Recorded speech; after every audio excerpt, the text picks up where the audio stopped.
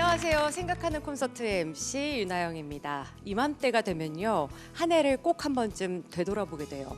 내가 2018년은 어떤 해를 살았나 이런 생각도 들게 되고, 또 별일 없이 잘 살았지만 뭔가 부족하다. 2019년은 좀 다르게 살아보고 싶다. 이런 바람도 들곤 하거든요.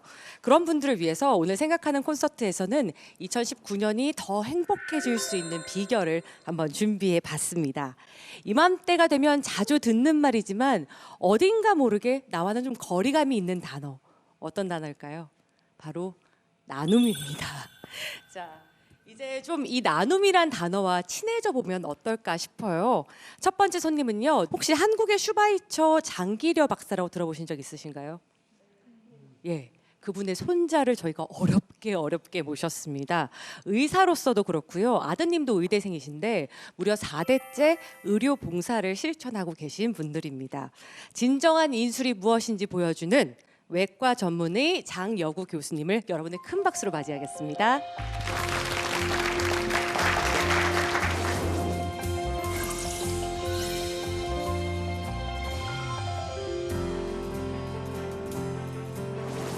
여러분, 중독, 그럼 어떤 이미지가 떠오르시나요? 약물 중독, 게임 중독, 또 요즘 쇼핑 중독. 대부분 우리의 몸과 마음에 병들게 하는 부정적인 이미지죠. 오늘 저는 그런 부정적인 이미지가 아닌 몸과 마음을 즐겁게 하고 유쾌한 나누는 중독에 대해서 여러분들과 함께 솔직히 얘기해보자 합니다. 나눔과 봉사. 뭐야 이거? 이러면서 따분하다 그러시면서 채널을 돌리시는 분도 있을 거고요. 또 어떤 분들은 돈 많은 의사 선생님이나 봉사하세요. 하루하루 먹고 살기도 힘든데 하면서 화를 내시는 분도 있으실 겁니다.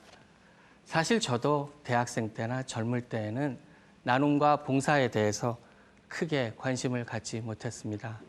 조금 전에 소개해 주신 것처럼 저희 조부님은 평생 가난한 사람들을 위해서 모든 것을 나누어 주셨던 장기려 박사님이십니다.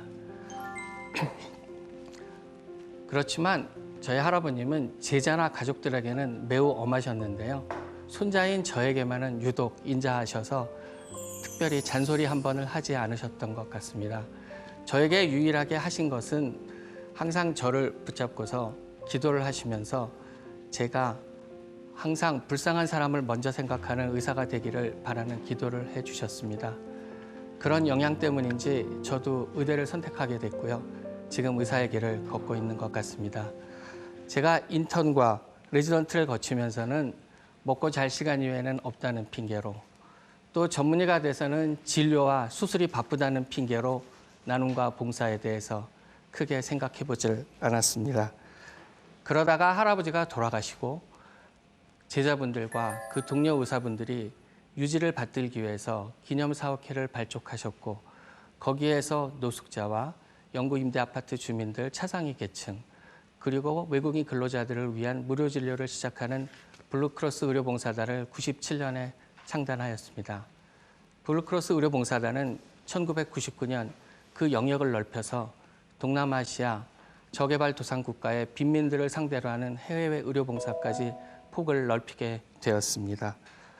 저도 이 블루크로스 봉사단의 단원으로서 가끔씩 참여하다가 1세대 선생님들이 연로해지시면서 이제 제가 모든 것을 기획하고 책임지는 자리에 서서 해외 의료 봉사를 시작하게 되었습니다. 40에서 50명이 넘는 의료진과 자원봉사자들을 이끌고 동남아시아 저개발도상국가의 오지마을로 들어간다는 것은 결코 쉬운 일이 아니었습니다. 후원자를 물색하는 일, 의약품을 챙기는 일, 의료 소모품을 챙기는 일도 굉장히 벅찬데, 중학생부터 70세가 넘으신 의료진까지 다양한 계층의 연령층에 먹고 마시는 문제, 또 잠자리 문제까지 하나하나 챙길 것이 너무도 많았습니다. 그때 제 생각에는 능력도 안 되는 사람이 괜히 맡았구나 하는 생각이 들었었는데요. 그때 여러 선생님들의 도움과 자원봉사자들의 헌신적인 노력으로 지금까지 무사히 끌고 오고 있고요. 그 덕택에 오늘 제가 이렇게 영광스러운 자리에 서게 된 것 같습니다. 제가 주로 다니는 캄보디아나 라오스 같은 데는요, 지금은 많이 발전했지만 2008년 당시만 해도 환경이나 위생적인 면에서 굉장히 낙후되어 있었습니다. 제가 그 당시에 느낀 감정은 와, 정말 못 살아 징그럽게 못 산다, 이런 감정을 느꼈으니까요. 집이라는 거주 형태를 보면 그냥 쓰레기 더미 위에 집을 짓는 경우도 종종 있었고요. 땅 위에 기둥 몇 개 박아놓고 널판치 깔고 울타리 세우는 것이 집의 전부였습니다. 거기에다 어린 아이들은 신발도 신지 않은 채 개, 소, 닭들과 같이 어울려서 생활하고 있었고요. 그 주변에는 쓰레기 더미와 심지어 가축의 배설물까지 있는 상태였으니까요. 그러니 어떻겠습니까?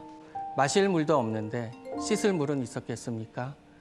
정말 열악한 환경이어서 전염병과 감염병이 안 도는 게 신기할 따름이었습니다. 이렇게 열악한 환경에서 하루하루 먹고 사는 것도 힘든 그들이 한 달 수입의 절반 이상을 주어야지만 의사를 만나볼 수 있는데요. 어지간히 아프지 않고서는 병원을 방문하는 것은 상상도 할 수 없는 일이었습니다. 우리가 흔히 맹장에 걸리면 간단히 수술을 받고 낫는 병이지만 그들에게 맹장염은 죽음에 이르는 병이었으니까요. 지금은 정말 환경이 많이 좋아졌는데요. 7, 8년 전까지만 해도 화장실이 없어서 여자 자원봉사자들은 파란 비닐로 천막을 치고 직접 만들어서 화장실을 사용하곤 하였습니다.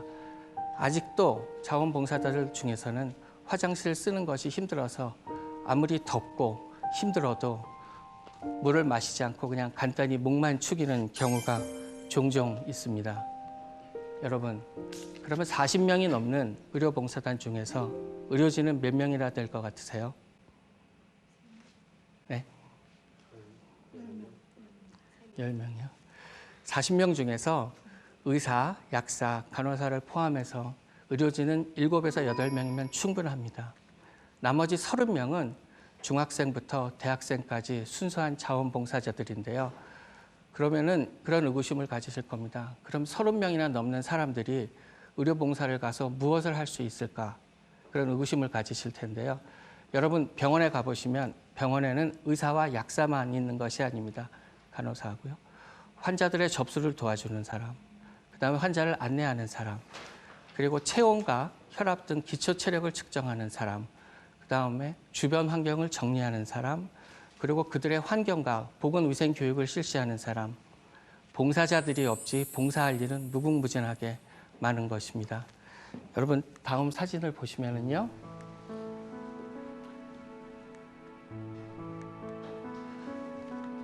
의료봉사를 가는 자원봉사자들이 하는 일 중에서 가장 중요한 일 중에 하나를 여러분들께 소개해 드리려고 합니다.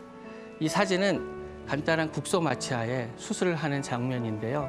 보시면은 저기 랜턴을 비치고 있는 자원봉사자가 보이고 그 옆에는 부채질을 하고 있는 자원봉사자를 보실 수 있을 겁니다. 과연 저 자원봉사자는 왜 부채질을 하고 있는 것일까요?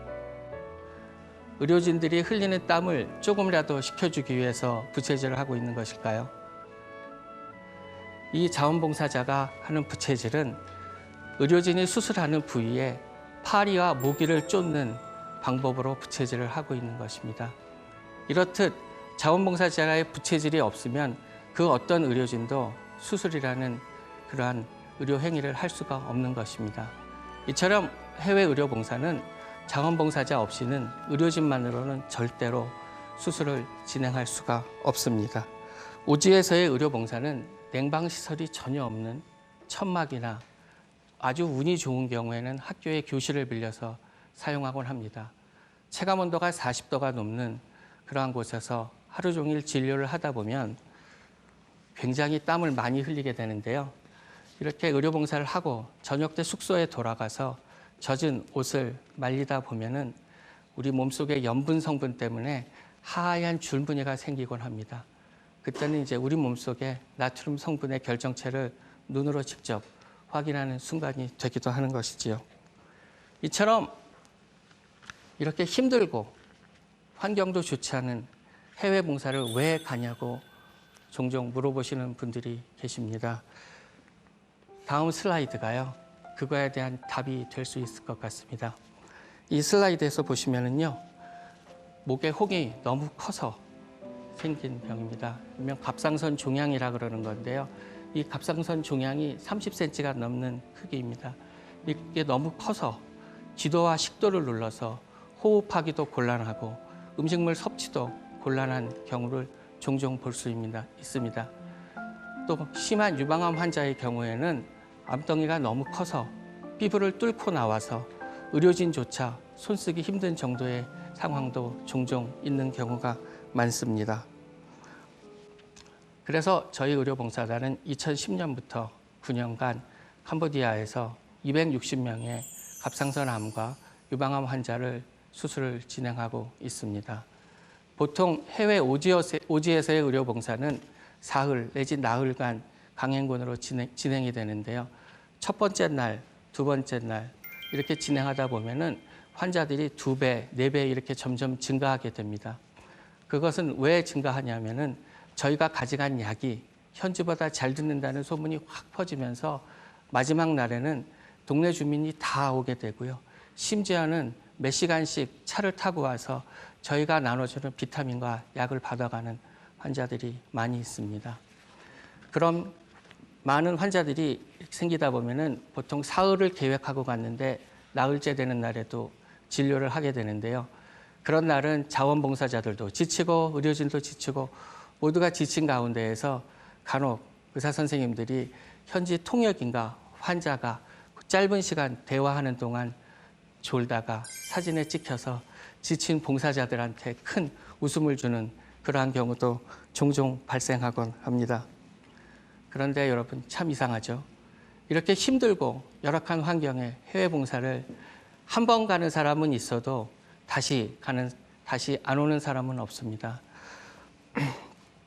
너무 힘들고 고통스러워도 1년의 휴가를 모두 그들에게 반납하고 또 어린 학생들은 1년 내내 용돈을 모아서 그거를 다 털어서 이 일을 왜 계속하는 걸까요?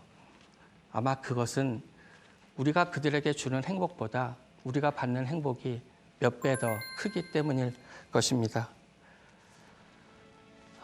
이제 제가 이렇게 힘든 가운데에서도 봉사를 계속하는 그런 이유에 대한 답을 드려야 될 시간인 것 같습니다. 여러분, 저는 이렇게 봉사를 계속하다가 어느 순간부터 일종의 초능력이라 그럴까요? 그런 능력이 생겼는데요. 그동안 제가 보지 못했던 그러한 새로운 것을 보는 능력이 하나 더 생겼습니다. 캄보디아의 어린아이의 눈물에서 환자의 아픔과 환자 가족의 눈물을 보았고요. 또 119라는 세 숫자가 기억이 나지 않아서 사랑하는 가족을 아무 손도 써보지 못하고 보낸 시골 어르신의 울부짖음을 통해서 시골 장터에서 늦게까지 남아서 나무를 파는 할머니의 아픔을 보았습니다. 그리고 무엇보다 더 소중한 것은 내가 단지 수술만 하는 기계가 아니구나. 그래도 사람을 살릴 수 있는 사람이구나 라는 것을 알게 된 순간 나는 참 행복한 사람이다 하는 것을 다시 한번 느끼게 되었습니다. 아마 이러한 중독 증상을 제가 봉사자들한테 일일이 물어보진 않았지만 모두 다가 저와 같은 중독 증상을 느끼고 있을 거라고 생각됩니다. 여러분, 세상에서 가장 중요한 것은 생명입니다. 생명은 누구에게나 소중합니다. 이 세상 어떤 사람도 가난한 국가나 가난한 부모 밑에서 태어나질 원하지 않습니다. 단지 돈이 없다는 이유 하나만으로 죽음의 문 앞에서 아무것도 하지 않고 죽음을 받아들이는 일은 더더욱 없어야 합니다. 바로 이것이 저희가 지속적으로 나누고 봉사를 하는 이유인 것입니다. 여러분, 이제 저와 같이 나눔과 봉사의 길로 들어가시면 여러분의 행복이 지금보다 2배, 3배 더 커질 것입니다. 감사합니다.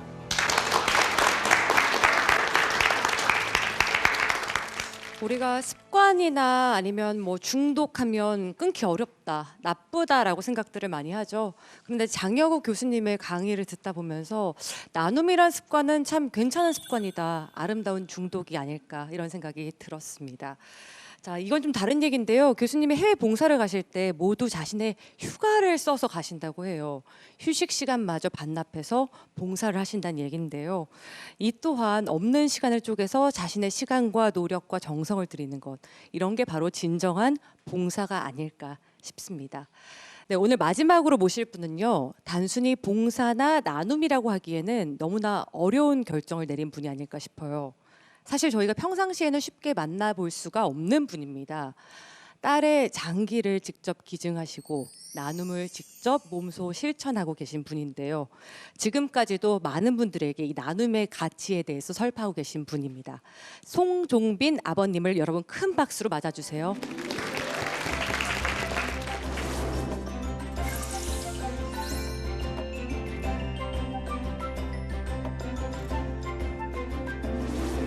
저는 그 내사자 장기 기증이라는 다소 무거울 수 있지만 삶의 마지막에 자신의 몸을 나누어서 다른 사람의 생명을 이어주는 장기 기증자의 그 숭고함과 그리고 기증 이후 기증자 유가족이 느끼는 진정한 감사, 또 다른 기쁨에 대해서 얘기를 나눠보고자 합니다. 5년 전 34살의 그 미혼 딸을 교통사고로 먼저 보내면서 저는 장기를 기증하였습니다.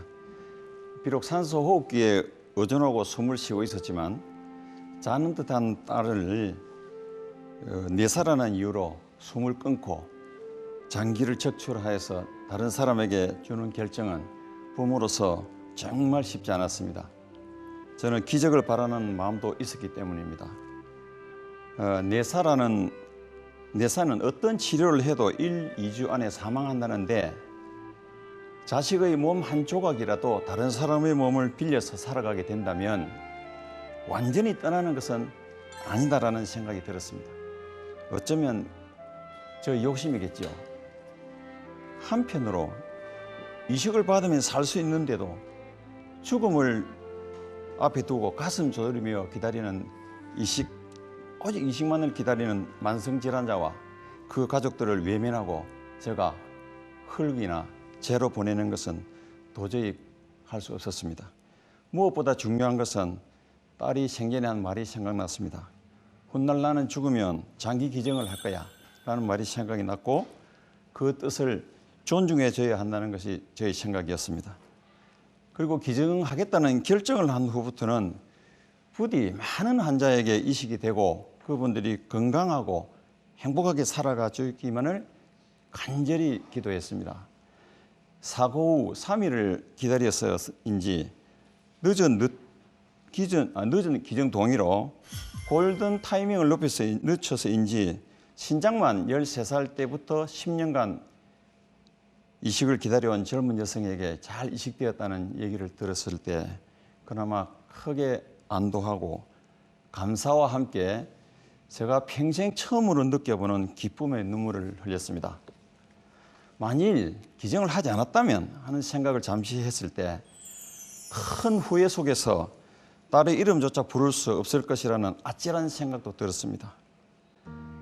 저는 자식을 보내고 견딜 수 없어 죽고 싶은 정도의 후회가 있었습니다. 딸에게 사랑한다는 말을 거의 하지 않아서 아빠가 자신을 미워하는 줄 알고 떠났다는 생각을 하고 있습니다. 저희 세대는 자식에게 엄하게 하는 것이 옳은 교육이고 애정 표현은 눈치가 보여서 그렇게 쉽지 않았습니다. 그러다 보니 너무 안타까워 문자나 메일로 편지를 3년 동안 보내도 답이 없어가지고 이제는 그만두었습니다. 여러분, 저처럼 후회하지 말고 가족에게 사랑한다는 표현 미루지 말고 바로 하시기 부탁드립니다.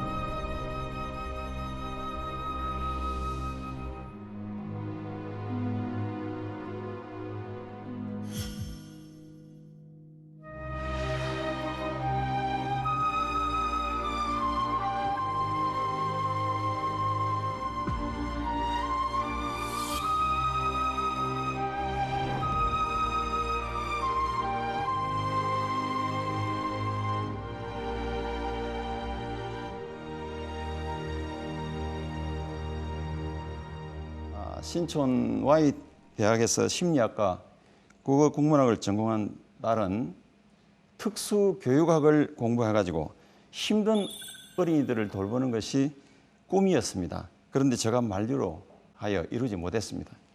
하지만 장례식장 영정 밑에 놓인 그 친구와 후배들의 편지를 읽고서야 평소 말이 적었던 제 딸이 대학 졸업 후 10년간 어떤 삶을 살았는지 조금 이해할 수 있었습니다. 떠나기 7년 전 유기견 보호단체에 큰 돈을 기부한 후 떠나는 마지막까지 매달 일정액을 기부하였고 늙어 병들고 버림받은 그야말로 안락사 직전의 유기견만을 여러 마리를 저희 집으로 데려와서 돌보며 입양을 주선했습니다. 쪽방촌 할아버지 노인분들께 제법 큰 잔치를 베풀고 사회에서 만난 대학 후배들의 그 대학 등록금을 지원하기도 하고 장애인한테 배려, 힘들고 어려운 곳에 많은 관심을 보였고 그리고 맨 마지막에는 삶의 마지막에 자신의 몸을 나누어서 다른 사람의 생명을 구하고 떠난 저희 딸은 나름 배려의 삶을 살았다고 생각하고 있습니다. 10년의 짧은 삶을 통해서 무엇이 나눔이며 배려이고 기쁨인지를 분명히 보여주면서 저에게 남은 삶의 방향을 가르쳐준 딸이 감사했습니다. 그래서 어떻게 살 것인가 보다는 저는 어떻게 죽을 것인가를 먼저 생각하고 의미 있는 삶을 살기로 딸과 약속을 했습니다. 3년 전 딸의 이름을 딴 아신정학회를 만들었습니다. 제가 여유가 있어서가 아니라 딸이 의미 있게 살다간 그 길을 제가 따라가고자 하는 정말 몸부림이라고 이해해 주시면 고맙겠습니다. 어려운 여건 하에서 바르게 자라는 학생들에게 장학금을 지급하고 있습니다. 이 몸, 부모님 몸을 빌려 태어났지만 실제 저 것도 아닙니다. 자연으로부터 잠시 빌려 쓰고 반드시 반납해야 하는데 잘 쓰다가 반납하는 것이 이 시기에 반납해야 하는 것이기 때문에 4년 전 저는 완전히 술을 끊고 종합병원이던 몸을 이제 건강하게 만들었습니다. 세상을 떠날 때는 꼭 내사에 들어가서 장기 기증을 할 수 있도록 기도하고 있습니다. 그리고 여러분, 자식이나 배우자 등 가족을 먼저 보낸 유가족들의 마음을 많이 헤아려 주시면 고맙겠습니다. 유가족들은 지켜주지 못한 심정으로 살면서 죄인의 심정으로 살면서 사람들과의 만남을 피합니다. 그리고 혼자서 힘들어합니다. 우울해합니다. 고통스럽게 사는 분들이 너무 많습니다. 유가족의 마음은 당사자가 아니면 절대 이해하지 못하는 부분이 많습니다. 특히 위로의 말씀이라는 것이 상처가 되는 경우가 많습니다. 어떤 분들은 얼마나 독하기에 자식의 장기를 떼어낼 수 있느냐, 돈을 얼마나 받고 팔았느냐 등 갖가지 말씀으로 유가족의 상처를 더욱 아프고 힘들게 하기도 합니다. 내사자 장기 기증은 아무런 조건이 없습니다. 오직 기증자의 숭고함과 내 가족의 몸을 나누어 죽음을 기다리는 이식대기 만성질환자의 생명을 구하려는 유가족의 아주 순수하고 아름다운 용기와 결정만이 있습니다. 다른 아무것도 기대하지 않습니다. 2017년도 기준으로 보면 우리나라 내사 기증자 수는 515명입니다. 이식 건수로 1693건이고 그리고 이식 대기자는 27,701명입니다. 2018년 10월 현재 제가 알고 있는 이식 대기자는 약 4만 명 정도 되는 걸로 알고 있습니다. 매일 3.4명 정도의 만성질환자가 세상을 그냥 떠나고 있습니다. 이식 대기 만성질환자 중에는 어린아이부터 청소년, 청장년, 노년 등 연령대별로 다 있습니다.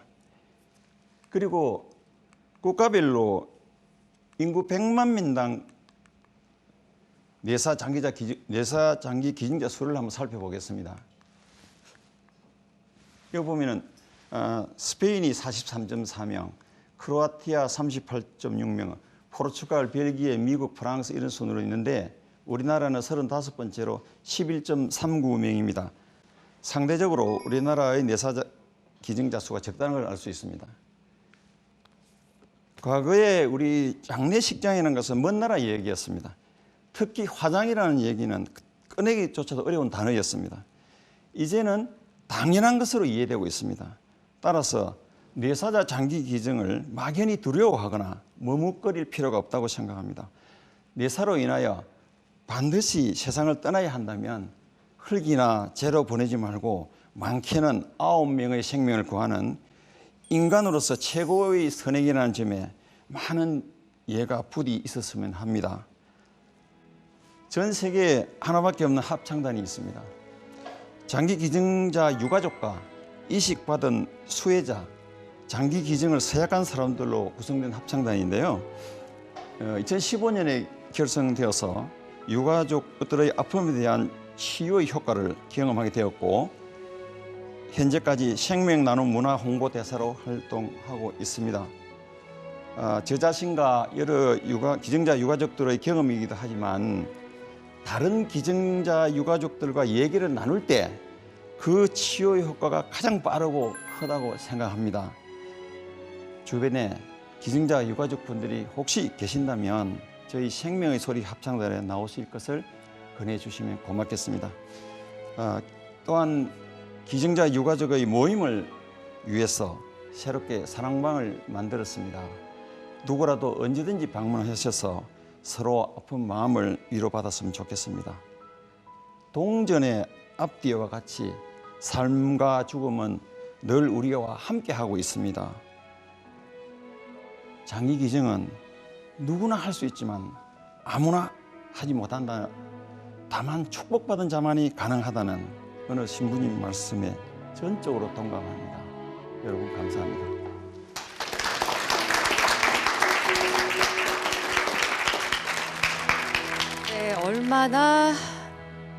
얼마나 힘들게 그 과정을 견디셨을까. 담담하게 말씀을 해주셨지만 마음으로 호소해 주신 아버님의 강의 정말 잘 들었습니다. 우리가 잘 모를 뿐이지 우리 주변에는 보이지 않는 나눔을 실천하고 계신 분들이 참 많은 것 같아요. 오늘 여러분께서 이 세 분의 강의를 들으시면서 나는 지금부터라도 어떤 봉사를 할 수 있을까? 어떤 나눔을 실천할 수 있을까? 좀 한 번쯤은 생각해 보시는 계기가 됐으면 좋겠습니다. 좀 더 구체적인 생각, 꼬리에 꼬리를 무는 생각에서 함께 나눠보겠습니다.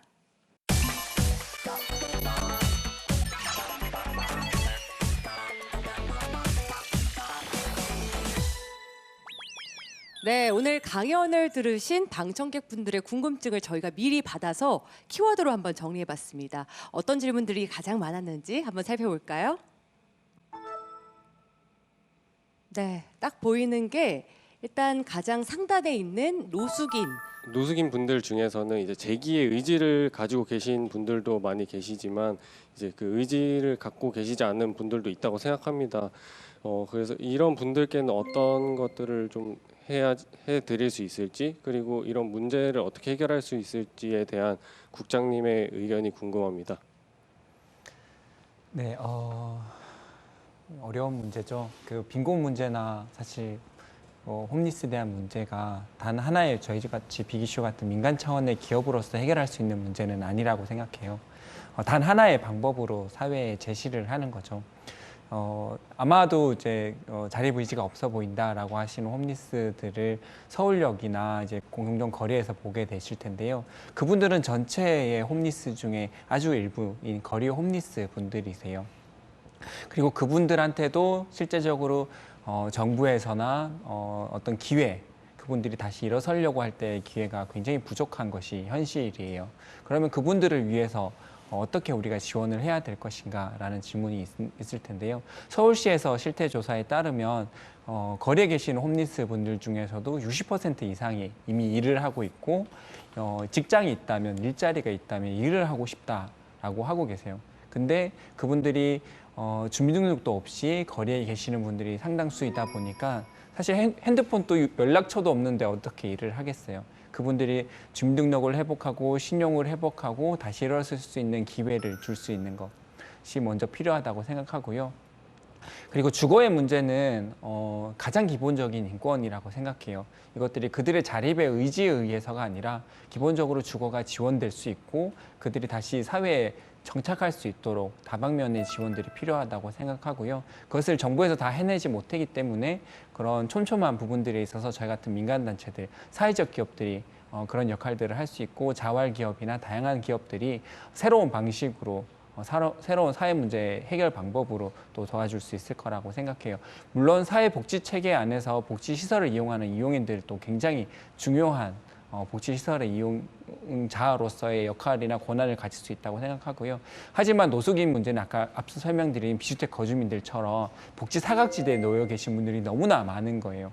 아마 저도 여러분들도 우리가 어떤 어려운 상황에 놓였을 때, 주거 빈곤 상황에 놓였을 때 사회에서 손 내밀어 줄 수 있는 그런 안전한 사회에서 살고 싶잖아요. 그런 사회가 되기를 모두 같이 생각하고 고민할 수 있는 그런 게 저희들이 지금 할 수 있는 일이 아닐까 그렇게 생각합니다. 자, 왼쪽 하단에 있는 키워드 한번 살펴볼게요. 봉사. 아마 이건 장여구 교수님한테 질문 드리는 게 아닐까 싶은데 혹시 제가 평소에 해외 봉사에 관심이 많이 있거든요. 근데 이런 해외 봉사를 갈 때 준비해야 될 점이나 제한점 같은 게 있는지 한번 여쭤보고 싶습니다. 네, 제한점은 없습니다. 제한점은 없고요. 준비에서 가장 중요한 것은 본인 것을 남하고 나눌 수 있는 마음입니다. 우리가 보통 여행을 가면은 기내 수화물, 그 다음에 붙이는 수화물 이렇게 나누지 않습니까? 보통 저희가 봉사를 갈 때 봉사자들은 자기가 쓸 물건은 기내 수화물만 챙겨갑니다. 붙이는 수화물에는 그들에게 나눠줄 운동화, 칫솔, 치약 등 개인 위생용품 등 모든 것을 다 개인 공간을 다 양보해서 가는, 시작부터 양보로 시작해서 끝까지 나누는 그런 마음이 있으면은 어떤 누구든지 참여할 수 있는 거고요.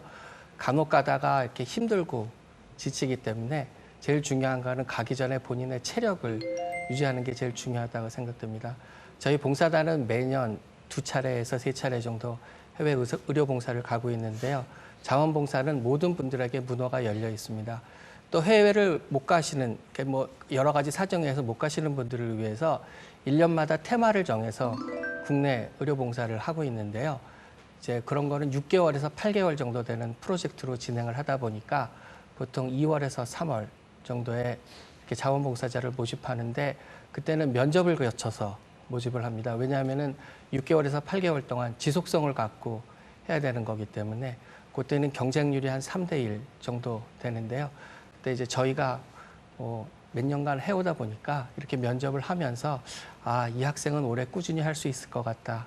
이 학생은 조금 그럴 것 같다는 게 조금 보이기 시작해서 요새 이렇게 면접을 통해서 봉사자들을 뽑게 되면은 1년 동안 정말 열심히 하는 학생들을 많이 볼 수 있습니다. 그렇기 때문에 뭐 제일 중요한 거는 내 것을 조금 나눔으로써 남이 행복해질 수 있다는 그런 마음가짐, 그게 중요하지 않을까 생각합니다. 다음 키워드 한번 살펴볼게요.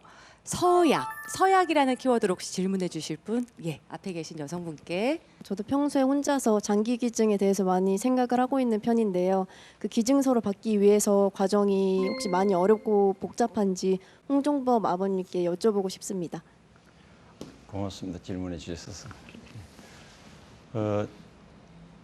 먼저 조금 다른 부분을 하겠습니다. 장기 기증은 반드시 내사자의 경우에만 가능합니다. 그래서 우리가 두 가지가 있는데, 하나는 장기 기증을 서약을 하지 않았는데 일반인이 내사가 되는 경우가 있죠. 그때 가족이 동의를 해야 됩니다. 그런데 물론 내사 판정위원회가 열려가지고 결과에 따라서 이루어지고, 지금 말씀하신 기증 서약은 기증을 내가 하겠다고 서약하는 내용을 질병관리본부에 집중시키는 등록을 하는 절차입니다.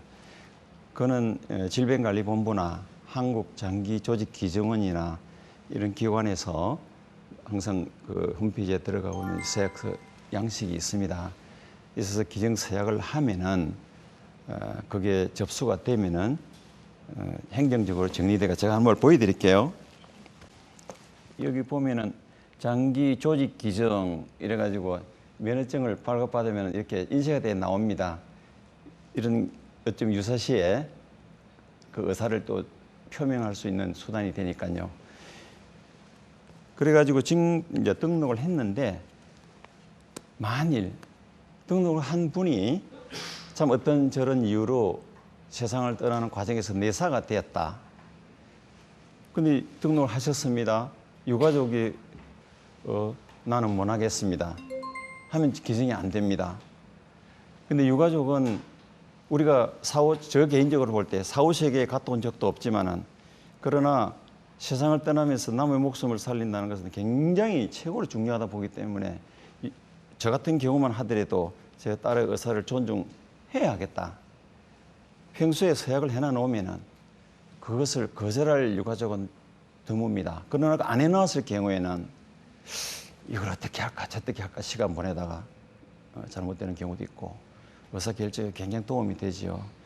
비록 희망 서약을 했다 하더라도 실제 내가 내사가 되는 경우는 번개가 맞아가 나한테 떨어지는 그런 종류의 확률입니다. 신부님이 축복받은 사람만 가능하다고 하는데 그러나 서약은 소중합니다.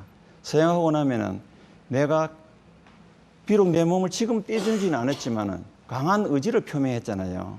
굉장히 겸손해지고 자기 관리에도 긍정적인 영향을 줍니다. 그 종이 한 장 쓰는 것이 우리 사회를 변화시킬 수 있는 큰 요인이 된다고 봅니다. 너무 질문해 주셔서 고맙습니다. 많은 분들이 좀 더 관심과 애정을 보여주셨으면 좋겠습니다. 자, 중앙에 있는 가장 큰 키워드 살펴볼게요. 행복. 아마 이건 세 분께 다 해당되는 얘기가 아닐까 싶은데요. 나눔은 곧 행복인 것 같다라는 생각이 오늘 세 분의 강의 들으면서 계속해서 들었거든요. 송종빈 아버님부터 언제 때 가장 좀 행복을 느끼시나요? 제가 나이 많지는 않은데 올해 64인데 우리가 무엇을 얻었을 때의 행복은 짧게 끝납니다. 순간순간 찰나에 끝나는 경우도 있어요. 예를 들면 우리 딸이 Y대학을 들어갔다. 찰나에 끝납니다.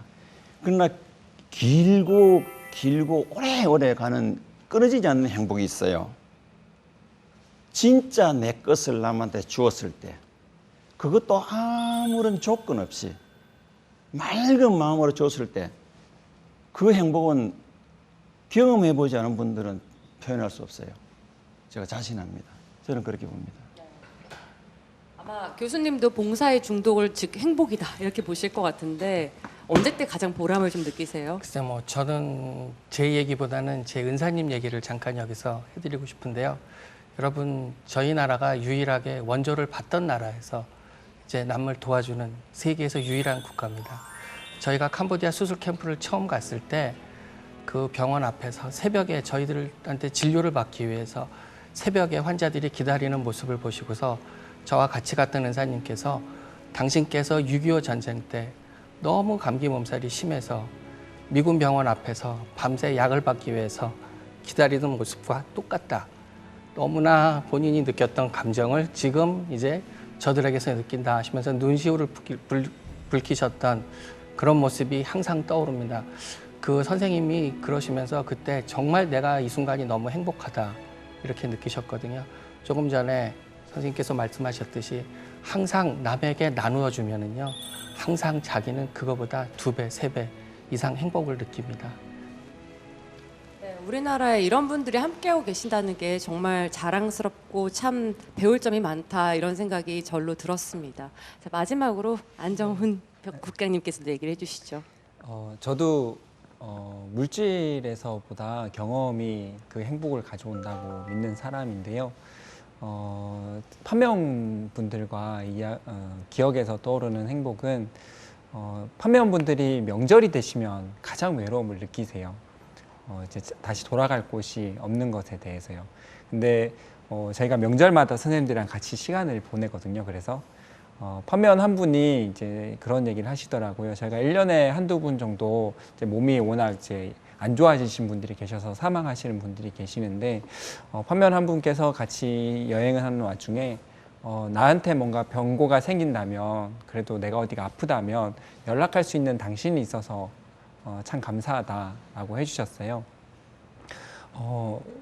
그런 저희가 그분의 가족은 아니지만 명절을 함께 보내면서 그렇게 느끼는 이유가 그런 사회적 가족이라고 느껴지거든요. 누군가 의지할 곳이 있고 그리고 날 알아봐주고 응원해주는 사람이 된다라는 거 그런 것들을 순간순간 저희가 많이 느끼는데요. 그럴 때 행복합니다. 생각함을 많이 가지고 있습니다. 네, 여러분 2019년 버킷리스트에는 어떤 것들 적어 놓으셨나요?